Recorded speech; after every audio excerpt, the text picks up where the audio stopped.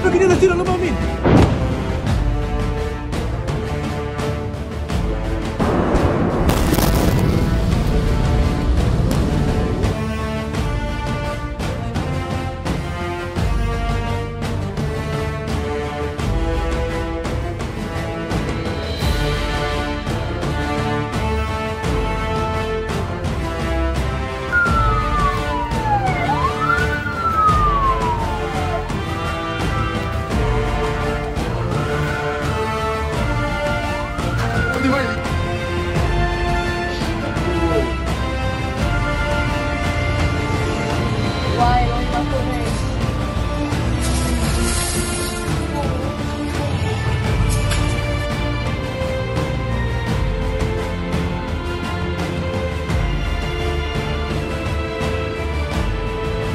Sa isang nakakagulat na pangyayari, muling umalingaw-ngaw ang mga sirena sa buong Israel, mula Tel Aviv hanggang Beersheba, mula Jerusalem hanggang Haifa. Ang mga mamamayan ay muling nagsilikas, tumakbo, papasok sa mga bomb shelters dahil naglunsad ang Iran ng mga missile strikes na nakatutok sa mga pampublikong lugar. Pero bago po tayo magsimula, baka pwede pong pakilike ang videong ito dahil malaking tulong na po ito sa katulad naming content creator.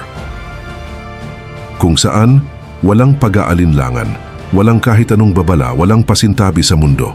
Direktang nagpakawala si Ayatollah Khamenei ng mga nakamamatay na mga missile na hindi basta pangdepensa, kundi mga armas na sadyang idinisinyo upang wasakin di umano ang bansa ng mga Hudyo, na talagang nagwala ang Iran sa mga oras na ito upang ipatikim sa mga Jewish ang kanilang matinding galit dahil sa sunod-sunod na pambobomba ni Netanyahu sa kanilang mga nuclear facility, military base at pati na sa kanilang mga pagawaan ng missile. Agad namang sinalag ng Israeli Defense Forces ang mga bombang pinalipad ni Khamenei gamit ang mga makabagong anti-missile systems ng bansa. Subalit hindi lahat ng mga bomba ay na-intercept ng militar. May ilan sa mga missile ang lumusot at sa lakas ng mga ito, tuluyang nawasak ang mga tinamaang gusali. May mga establishmentong nadurog, may mga bahay na gumuho, na umalingaw-ngaw sa lungsod ang malalakas na pagsabog kasunod ng malawakang pagyanig ng lupa. At sa bawat pagbagsak ng misil, ramdam ang panibagong yugto ng digmaan. Isa na itong malinaw na mensahe mula sa Tehran na wala na silang kinatatakutan at handa na silang sumabog ang kanilang bansa. Sa bawat pindot ng kanilang mga launch button, tila wala na silang pakialam kung sino ang madamay, inosente man o sundalo. Para sa kanila, ang digmaan ay hindi na taktika, isa na itong sakripisyo. Habang ang mga leader ng Iran ay nakaupo sa ilalim ng bunker, iniwan nila ang buong rehiyon sa bingit ng total war. Isang senaryo ng giyera na hindi na lamang Iran laban sa Israel, kundi labanan ng ideolohiya at pagkontrol sa gitnang silangan. At ngayon sa harap ng abo-apoy at takot, wala nang atrasan pa, wala nang negosasyon, wala nang katahimikan. Ang mundo ay nanonood kung sino ang mananalo sa kanila. Sa kuha ng mga sibilyang Israelita, kitang-kita ang makapal na usok na bumalot sa kalangitan, isang nakakakilabot na tanawin na dulot ng mga bombang pinasabog ni Ayatollah. Ang dati tahimik na mga kalye ay ngayon napuno ng sindak at sigawan, na ang mga kaganapang ito ay patunay sa matinding determinasyon ng mga sundalong Iranian na pabagsakin ang loob ng Israel. Para sa kanila, isang malaking kahihiyan kung matalo sila sa digmaang ito, lalo na't ang kalabang kanilang binomba ay isang bansang napakaliit lamang kumpara sa lawak ng kanilang teritoryo. Ang kanilang puwersa ay tila nawala ng dangal dahil sa ipinakitang kakayahan ng IDF, kaya't handa silang gawin ang lahat upang hindi mapahiya sa mata ng buong mundo. Dahil sa mga pag-ataking ito ng IRGC, nagkaroon ng matinding damage sa mga lungsod ng Israel at nagbigay ito ng matinding galit sa pamunuan ng mga Zionista, kung saan agad na gumanti ang mga sundalo ni Prime Minister Netanyahu. Mula sa mga base militar sa gitna ng disyerto, lumipad ang mga malalakas na fighter jets ng Israeli Air Force, dala ang galit, katumpakan at walang kapatawarang puwersa. Sa loob ng ilang minuto, tumawid sila sa himpapawid patungong Iran. Ang mga target ay malinaw, mga pasilidad ng misil, imbakan ng armas at mga command center ng Iranian Revolutionary Guard Corps. Mula sa taas, pinakawalan ang mga smart bombs na agad tumama sa mga sensitibong lokasyon. Umalingaw-ngaw ang pagsabog, gumuho ang mga gusali at nayanig ang lupa.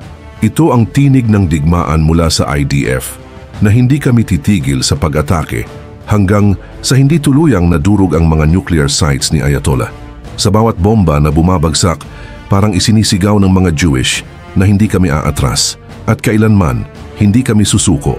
Sa pinakapuso ng Iran, isinagawa ng Air Force ang isang surgical strikes na walang kapantay sa kasaysayan ng modernong digmaan. Hindi lang ito basta pagsabog, kundi eksaktong pagbura sa mga tinuturing na critical nerve centers ng Iranian military. Sa loob lamang ng ilang minuto, ilang mga importanteng kagamitan ng IRGC ang tuluyang winasak ng puwersang Israelita na talagang hindi makapaniwala ang mga matataas na leader ng kanilang bansa dahil parang naglalaro na lang ang mga fighter jets ni Netanyahu sa loob ng kanilang sariling lupain. Mula nang sumiklab ang digmaan sa pagitan ng Israel at Iran, tuloy-tuloy na ang opensiba ng mga Jewish forces sa mga itinuturing nilang pinakamapanganib na target, kung saan ang mga malalaking bodega ng missile ni Khamenei at ang mga underground facility na ginagamit ng militar sa kanilang mga lihim na operasyon ay isa-isa ng pinuntirya ng IDF. Sa bawat raid, ginagamit nila ang pinakabagong satellite intel at drone surveillance para matukoy ang eksaktong lokasyon ng mga armas, rocket assembly lines at communication bunkers. Hindi na ito simpleng pag-atake, ito'y sistematikong paglumpo sa kakayahan ng Iran na lumaban. Kung magtuloy-tuloy ang ganitong klase ng opensiba ng IDF, hindi magtatagal at mararamdaman din ni Ayatollah ang unti-unting paghina ng kanyang kapangyarihan.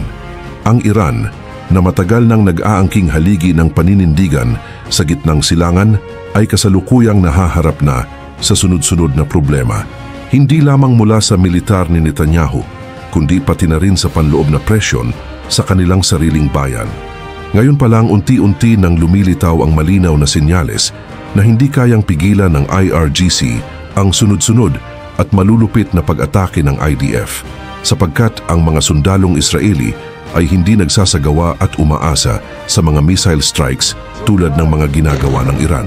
Dahil sila na mismo ang sumusugod sa balwarte ng kanilang kalaban at ang kanilang mga fighter jets ay hindi bumabalik sa Tel Aviv hanggat hindi nawawasak ang mga targeted sites. Hindi sila nagpapakawala ng missile para lang manakot, kundi para durugin, wasakin at burahin ang kakayahan ng Iran na makaganti. Isa lamang ito sa napakaraming patunay na ang Israel ay hindi lang nagtatanggol sa kanilang mamamayan, kundi determinado silang tuluyang i-wipe out ang lakas ng Iran na maghasik pa ng gulo. At higit pa roon, layunin nilang putulin mismo ang ugat ng terorismo sa gitnang silangan. Ikaw, ano ang masasabi mo sa pagpakawala ng mga nakamamatay na mga missile ni Khamenei, lalo pat itinutok ito sa mga mataong lugar sa Israel? At ano sa tingin mo ang mga pag-atake ng IDF na humantong din sa pagkawasak sa mga command center at iba pang mga mahahalagang pasilidad ng Iran? E-comment mo yan sa ibaba at babasahin natin yan isa-isa.